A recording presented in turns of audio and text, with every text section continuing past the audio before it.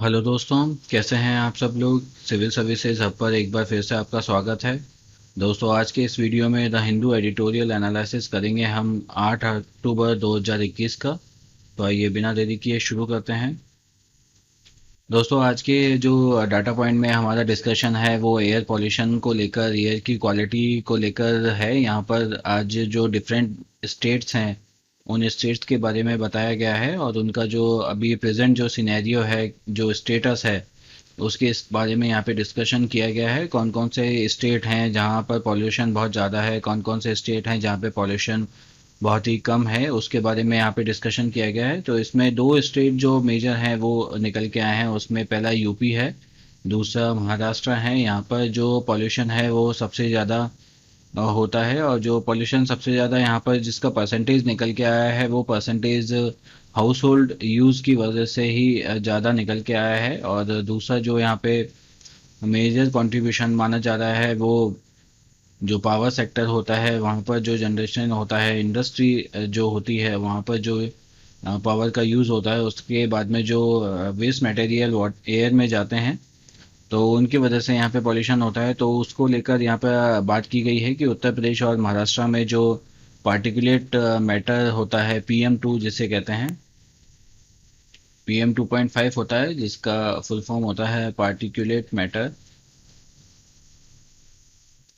ये एक प्रकार का पार्टिकल होता है जो हमारे एनवायरनमेंट में एमिशन से अवेलेबल होता है। तो central council on energy and environment CEEW ने अभी 2015 के डाटा के हिसाब से ये बताया है कि जो उत्तर प्रदेश और महाराष्ट्र हैं, इन दोनों में जो एमिशन है एयर पॉल्यूटेंट्स का वो अभी सबसे ज़्यादा है। जिसमें कि सबसे ज़्यादा परसेंटेज अगर आप देखेंगे तो डोमेस्टिक फ्यूल का सबसे ज़्यादा होगा, और हाउस होल्ड यूज़ के द्वारा जो पॉल्यूशन होता है, जिसमें जो गैस सिलेंडर्स का यूज़ है वो अभी प्रॉपर तरीके से नहीं हो पाया है, इस वजह से ये होता है। इसके बजाय लोग जो लकड़ियों के द्वारा, वुड के द्वारा जो अपना चूल्हा जलाते हैं, उसके द्वारा जो पॉल्यूशन होता है, उस पॉल्यूशन को इसमें काउंट किया गया है। तो उसमें आप देखेंगे तो इन दोनों को मिलाकर जो यूपी और महाराष्ट्र में जो अभी पॉल्यूशन है वो सबसे ज़्यादा है। एमिशन की अगर यूपी में बात करें तो 588 से लेकर 976 किलो टन पर ईयर का इसमें एमिशन होता है यूपी में। और वहीं अगर महाराष्ट्र में अगर आप देखेंगे तो ये रेंज 415 से 592 किलो टन पर ईयर तक रहती है। दूसरी ओर पंजाब और हरियाणा एक ऐसे स्टेट हैं, ये दोनों जहाँ पे बहुत ही इंटरेस्टिंग एयर पोल्यूशन का रीज़न निकल के आता है। आप जानते हैं कि स्टबल बर्निंग वहाँ पर की जाती है। स्टबल बर्निंग की वजह से जब क्रॉप का जो रेजिड्यू बच जाता है पैडी के बाद में, जब धान की वहाँ पर खेती होती है, उसके बाद में उसे यहाँ से ऐसे, जब जैसे मान लीजिए खेत है, यहाँ पर फसल लग रही होती है, उसे यहाँ से बेस से काटा जाता है। तो काटने के बाद में जब वो रेजिड्यू फील्ड में रह जाता है तो उसे आग से जलाकर नष्ट किया जाता है, ताकि अगली फसल की बुआई की जा सके। तो ये जो इसके द्वारा जो एयर में पॉल्यूटेंट्स मिलते हैं उसकी वजह से एयर पॉल्यूशन होता है। तो पंजाब और हरियाणा में आप देखेंगे कि वेस्ट को बर्निंग की वजह से सबसे ज़्यादा पॉल्यूशन होता है। एक डाटा में आप यहाँ नीचे देख पा रहे हैं कि जो पंजाब है वहाँ 79.4% स्टबल बर्निंग की वजह से होता है, और हरियाणा में 37.3% जो टोटल पोल्यूशन का रेशियो है वो यहाँ पे ज़्यादा है। तो इसी वजह से पंजाब और हरियाणा में इस एग्रीकल्चर वेस्ट के कारण जो एमिशन होता है वो सबसे ज़्यादा है। एमिशन जो डोमेस्टिक फ्यूल और रेजिडेंशियल जो हाउस होल्ड का यूज़ होता है उसकी वजह से जो टोटल एमिशन होता है उसका 44% उसमें मिला हुआ होता है।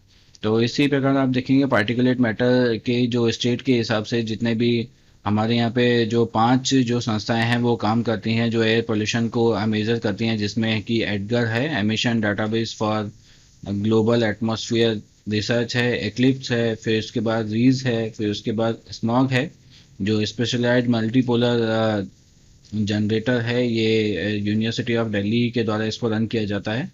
उसके बाद में टेरी है, the energy and resource institute है, इनके द्वारा ये डाटा प्रस्तुत किया गया है। और इसमें बताया गया है कि जो पांचों जो ये संस्थाएं हैं उन्होंने यूपी और महाराष्ट्र को पहले दूसरे नंबर पे रखा है। बाकी जो नंबरिंग है वो एमपी की चारों में है, लेकिन 366 के साथ में जो द एनर्जी रिसर्च इंस्टीट्यूट है उसने एमपी को काफ़ी नीचे पायदान पे रखा है और उन्होंने चौथे पायदान पे उड़ीसा को रखा है। तो इसी इसी वजह से आप देखेंगे कि जो रियास है उसने राजस्थान को चौथे नंबर पे रखा है। और उसी के बाद में आप देखेंगे कि कई जो अलग अलग इंस्टीट्यूट है, कई जो स्टेट हैं उनमें रिसर्च में जो है वो अलग आपको डिफरेंस देखने को मिलेगा अलग अलग। लेकिन जो एमपी और महाराष्ट्र हैं उनमें दो पांचों रिसर्च इंस्टीट्यूट में बराबर की रैंकिंग इनको दी गई है। तो इसका मतलब महाराष्ट्र और यूपी में जो पॉल्यूशन है वो एयर पॉल्यूशन का लेवल सबसे ज़्यादा है। इसके बाद में आप देखेंगे कि जो बिहार है वहाँ पर डोमेस्टिक फ्यूल की वजह से ही सबसे ज़्यादा परसेंटेज जो एयर पोल्यूशन है वो इसका कंट्रीब्यूशन है। इसके बाद में यूपी में भी यही हाल है, वेस्ट बंगाल में भी यही हाल है, ज़्यादातर स्टेट्स में जो है वो यही स्थिति देखने को मिलती है। इसके बाद इंडस्ट्रियल प्रोडक्शन जो है वो उड़ीसा में सबसे ज़्यादा है, तो इसी वजह से वहाँ पर इंडस्ट्रियल प्रोडक्शन से जो पोल्यूशन होता है वहाँ इसका नंबर ज़्यादा है। और ट्रांसपोर्ट की वजह से सब में लमसम एक जैसा ही सिस्टम देखने को मिलता है। पावर प्लांट की वजह से जो पोल्यूशन होता है वो छत्तीसगढ़ में सबसे ज़्यादा है। एग्रीकल्चर वेस्ट की वजह से जो पोल्यूशन होता है उसमें आप देखेंगे हरियाणा और पंजाब ये दोनों स्टेट ही नंबर वन पे हैं। इनसे ज़्यादा जो रेजिडुअल बर्निंग होती है एग्रीकल्चर वेस्ट जो होता है वहाँ पर किसी भी स्टेट में और ज़्यादा नहीं होता है। तो इस प्रकार से आप देखेंगे कि कुल मिलाकर आज के इस डाटा पॉइंट में जो एयर पॉल्यूशन है, एयर पॉल्यूशन को लेकर बात की गई है और एयर पॉल्यूशन के द्वारा जो भी स्टेट्स का जो अभी स्टेटस बना हुआ है उसको यहाँ पे दर्शाने की कोशिश की गई है। डाटा काफ़ी इंपॉर्टेंट है, आपको इसमें ध्यान रखना चाहिए कि जो ये पांचों जो इंस्टीट्यूट हैं इनकी फुल फॉर्म यहाँ पर दी गई है, इस फुल फॉर्म को आप याद रखिएगा। और इस फुल फॉर्म में से क्वेश्चन आ सकता है। उसके बाद में किसने परसेंटेज जो रेशियो है वो किस हिसाब से पॉल्यूशन में मिक्स रहता है उसका जो परसेंटेज है उसे भी आप ध्यान में रखिएगा, इसको लेकर भी प्रीलिम्स में क्वेश्चन बन सकता है। तो आज के डाटा पॉइंट में बस इतना ही है। चलिए बढ़ते हैं अपने पहले एडिटोरियल की तरफ। दोस्तों इस आर्टिकल में जो बात की जा रही है वो मलेरिया वैक्सीन को लेकर की जा रही है। मलेरिया वैक्सीन जो पहली ऐसी फर्स्ट वैक्सीन है जिसको आरटीएस के नाम से पुकारा जाता है, उसको डब्ल्यूएचओ ने अप्रूवल दिया है इसके यूज़ के लिए। पहली ऐसी वैक्सीन है जो जिसको डब्ल्यूएचओ का अप्रूवल मिला है, मलेरिया की ये वैक्सीन है। उसको लेकर बात की गई है कि वर्ल्ड हेल्थ ऑर्गेनाइजेशन ने इस वैक्सीन को अप्रूवल दिया है। एंटी मलेरियल ये वैक्सीन है। इस अप्रूवल के बाद में जो भी इसका यूज़ होगा उस यूज़ को लेकर इसमें डिस्कशन किया है और कुछ सजेशन दिया है। जो इसका अप्रूवल है वो एक माइलस्टोन माना जा रहा है। और मलेरिया के इस वैक्सीन के लिए जो टाइम है वो टाइम पीरियड काफ़ी लगा, काफ़ी इसके लिए वेट करना पड़ा। आरटीएस के नाम से ये वैक्सीन है। इस वैक्सीन को लेकर बात की गई है और बताया गया है कि 2015 में जो इसका यूज़ है वो यूरोपियन मेडिसिन एजेंसी को अलाउ किया गया था। और उस समय वहाँ पे जो स्थिति मलेरिया को लेकर थी वो बहुत ही ख़राब थी। भारत में भी जो मलेरिया को लेकर जो स्थिति है वो काफ़ी ज़्यादा ख़राब है। और डब्ल्यूएचओ के अनुसार 2019 में जो स्थिति मलेरिया को देखने को मिली थी वो साउथ अफ्रीका में बहुत ही अफ्रीका में आप देखेंगे तो बहुत ही ज़्यादा ख़राब थी। टोटल केसेस के 94% जो केसेस से डेथ होती है वो अफ्रीका में ही मानी जाती है। तो ऐसे लेके इस ऐसी स्थिति में जो मलेरिया को लेके जो प्रॉब्लम है वो अभी भी बनी हुई है। और आप देखेंगे कि मलेरिया को लेकर जो भी वैक्सीनेशन का जो दौर है उस वैक्सीनेशन को बहुत ही ब्रॉड लेवल पे चलाए जाने की ज़रूरत है और इसे बहुत ही डीप लेवल पर पहुंचाने की ज़रूरत है। क्योंकि बच्चे जो होते हैं 5 साल तक के जो बच्चे होते हैं उनमें सबसे ज़्यादा इसके होने का खतरा रहता है। और ऐसी स्थिति में आप देखेंगे कि उसमें डेथ जो है वो टोटल डेथ में भी इसी एज रेशियो का जो ग्रुप है उसका नंबर सबसे ज़्यादा होता है। तो चिल्ड्रंस को इसमें प्रोटेक्ट करने की ज़रूरत है और केसेस का नंबर है वो कम करने की ज़रूरत है। जो मलेरिया को लेकर जो भी अप्रूवल जिस भी मेडिसिन का मिला है उस मेडिसिन का कैंप के जरिए या बहुत ही बड़े लेवल पर गवर्नमेंट के जरिए सेटअप करके उस सेटअप को चलाया जाना चाहिए, जैसा कि कोविड 19 के केस में हमने किया है। कोविड 19 के केस में जो वैक्सीनेशन है वो वैक्सीनेशन का जो दौर है वो काफ़ी ब्रॉड लेवल पर चलाया जा रहा है। दिसंबर तक जो हम बात कर रहे हैं कि कोविड 19 को लेकर हमारे जो देश की जनता है वो फुली वैक्सीनेटेड हो जाएगी, तो इसी तरीके का एक बहुत बड़े लेवल पे एक अभियान चलाने की इसमें ज़रूरत है।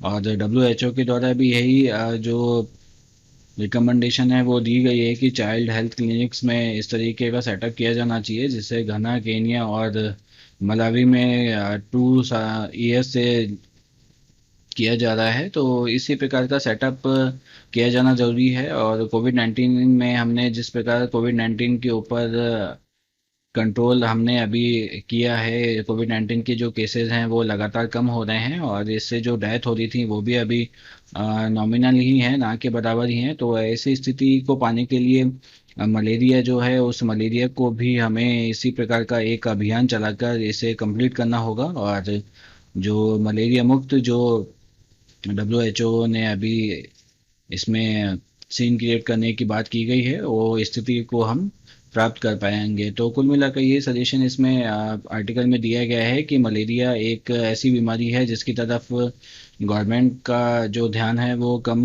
रहता है, लेकिन मलेरिया से जो डेथ हैं वो काफ़ी ज़्यादा होती हैं, और इसमें बच्चे सबसे ज़्यादा शामिल होते हैं। तो ऐसी स्थिति से बचने के लिए मलेरिया का भी जो प्रोग्राम है, पायलट प्रोग्राम की तरह इसे चलाया जाना चाहिए और मलेरिया की रोकथाम की जानी चाहिए।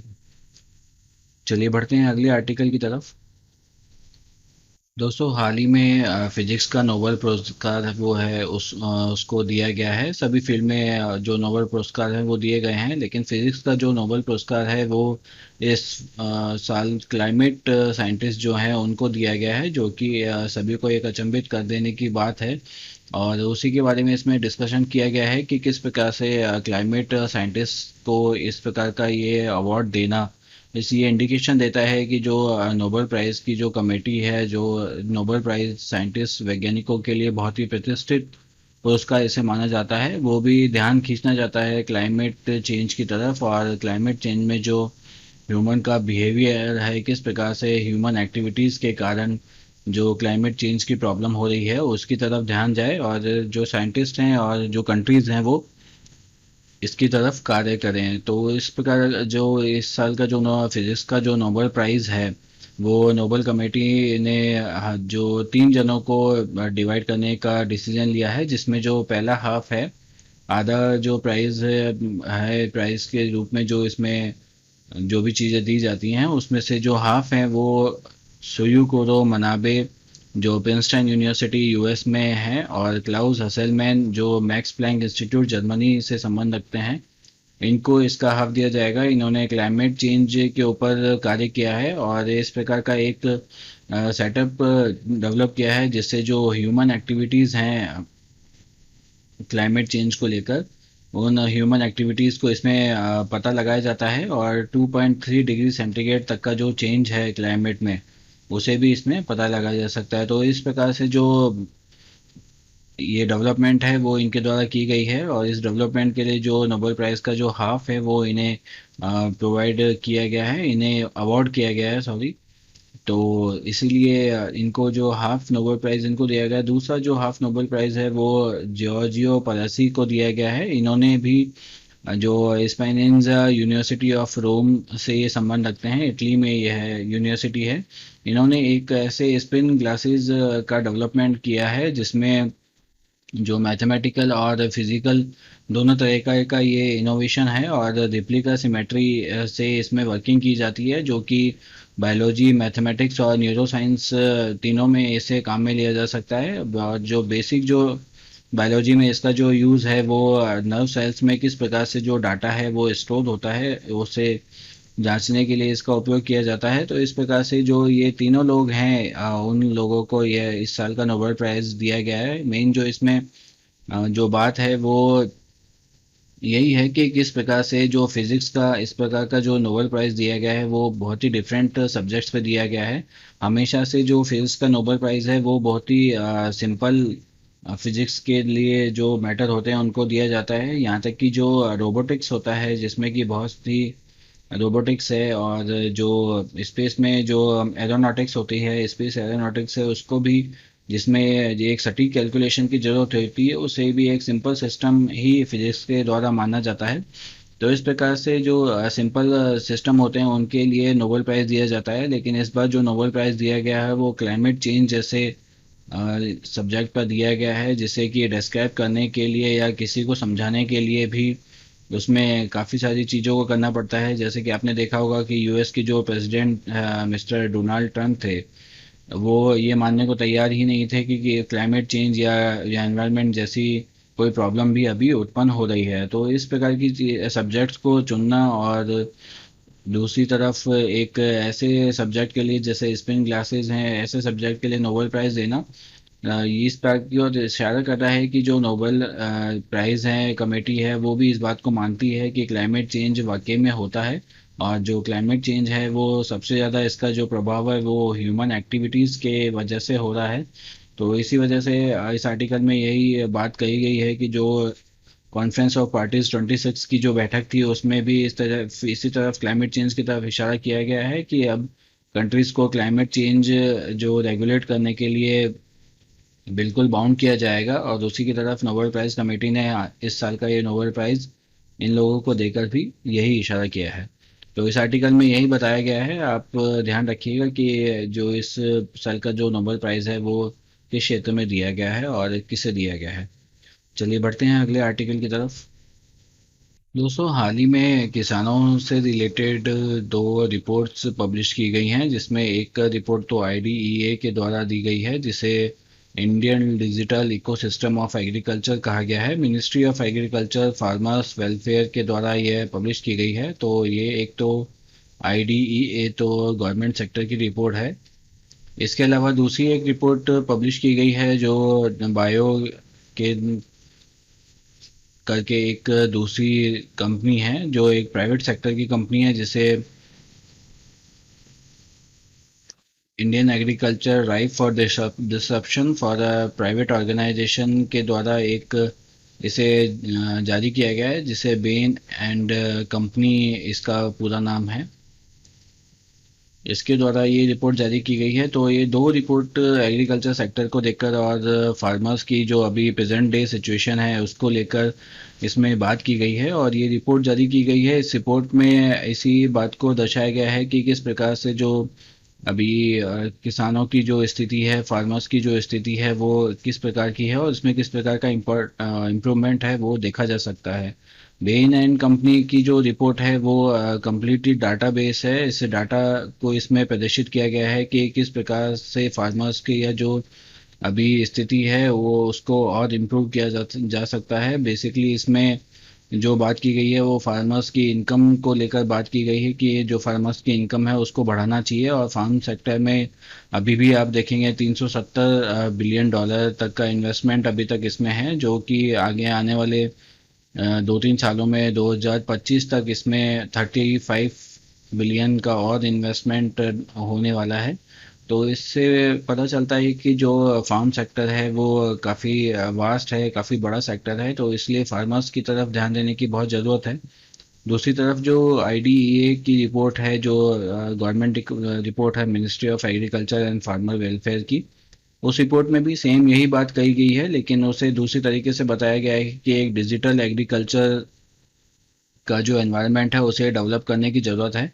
और डिजिटल एनवायरनमेंट डेवलप करने के साथ ही जो फार्मर्स की इनकम है उसे भी हमें इम्प्रूव कर सकते हैं। आप देखेंगे कि जो अभी जो हमारे यहाँ पे खेती होती है, जो भी अभी सोइंग की जाती है, वो खेती पुराने तरीके से और जो ट्रेडिशनल तरीके होते हैं उन्हीं से की जाते हैं। बहुत ही कम ऐसी जगह हैं जहाँ पर जो हाई एंड इक्विपमेंट का यूज़ किया जाता है या फिर टेक्नोलॉजी का यूज़ किया जाता है। ऐसे जो एरियाज हैं वो बहुत ही कम है। तो इस रिपोर्ट में यही बताया गया है कि जो टेक्नोलॉजी का यूज़ कर कर जो अ, नई जनरेशन के जो बीज हैं उनका यूज़ कर कर जो फार्मर की जो इनकम है वो बढ़ाई जा सकती है। और जो उनका जो प्रोड्यूस है उस प्रोड्यूस की जो क्वालिटी है उसको भी बढ़ाया जा सकता है। तो इसी प्रकार से जो डिजिटल रिसेप्शन है उसे कम करके और इनको एजुकेशन प्रोवाइड करके किसानों को एजुकेटेड करके इसी तरीके से इस दोनों चीज़ों को बढ़ाया जा सकता है। दूसरा मिलाकर अभी जो फार्म लॉज को लेकर जो एजिटेशन चल रहा है, जो फार्मर्स अभी आंदोलन कर रहे हैं, उसके ऊपर भी बात की गई है कि किस प्रकार से एपीएमसी को रेगुलेट किया जाना चाहिए, जिससे कि जो मंडी से कस्टमर के पास में जो प्रोड्यूस पहुंचने का जो जरिया है वो और भी सुगम हो सके। और इसी बात को लेकर इसमें बताया गया है कि मंडी एपीएमसी को भी रेगुलेशन की बहुत ज़्यादा ज़रूरत है। और जो किसान हैं वो अभी आप देखेंगे बहुत सी ज़्यादा अनएजुकेटेड तरीके से और ट्रेडिशनल तरीके से खेती को करते हैं, कि इसी कारण से जो उनको जो रिजल्ट होता है वो रिजल्ट प्रॉपर तरीके से नहीं मिल पाता है। कई जगह पे अभी आप देखेंगे रिसर्च के जो सीड आते हैं उनको यूज़ पे किया जाता है, कई जगह पे हाइब्रिड को यूज़ किया जाता है, लेकिन इन दोनों को यूज़ तो किया जाने लगा है, लेकिन इनके साथ में जो इनकी जो टाइमिंग होती है, टाइमिंग के साथ में जो भी फर्टिलाइज़र और जो भी पेस्टिसाइड वगैरह जो भी होते हैं वो किस तरीके से इसमें यूज़ किए जाने चाहिए, कब कब यूज़ किए जाने चाहिए, कितनी मात्रा में यूज़ किए जाने चाहिए, तो इस प्रकार की जानकारी जो है वो अभी फार्मर को नहीं है। तो उसी को लेकर इसमें चर्चा की गई है कि किस पर इस एजुकेशन की फार्मर्स को बहुत ज़रूरत है। एजुकेशन के बाद में ही वो जो इन चीज़ों को यूज़ करने जाएंगे। और फार्मर का जो सबसे बड़ा जो फेथ है वो गवर्नमेंट के ऊपर है। जब तक इस प्रकार के जो अभियान हैं या इस प्रकार का एजुकेशन सिस्टम गवर्नमेंट की तरफ से जब तक नहीं चलाया जाएगा, तो तब तक जो फार्मर है उसको फेथ नहीं होगा। और बाहर के जो लोग होते हैं वो बहुत सारी चीज़ें ऐसी देखने को मिलती हैं कि ऐसे सीड्स की कंपनी मार्केट में आ जाती है जो फार्मर्स को सीड सेल कर देती है, और फार्मर की वो जो फसल होती है वो ख़राब हो जाती है। इस वजह से फार्मर के द्वारा जो गवर्नमेंट के अलावा जो भी कंपनीज होती हैं उनके बाद जो नई बात बताई जाती है उस पर फेथ जल्दी से नहीं किया जाता है। तो इसीलिए अगर ये इन्वेंशन अगर हमें करना है और फार्म सेक्टर को एजुकेटेड करना है, तो ये गवर्नमेंट को ही इसका जिम्मा उठाना होगा और फार्मर्स को एजुकेटेड करना होगा। किस प्रकार से आप देखते हैं कि पंजाब और हरियाणा में किस प्रकार से रेजिडुअल बर्निंग की जाती है, स्ट्रबल बर्निंग की जाती है, जिसकी वजह से कितना एयर पॉल्यूशन होता है। उसकी जगह जो मशीन्स हैं वो भी अभी अवेलेबल हैं, वो भी सरकार जो है सब्सिडी पे प्रोवाइड करा रही है, रेंट पे प्रोवाइड करा रही है, लेकिन उन मशीनों को कोई भी यूज़ नहीं करता है।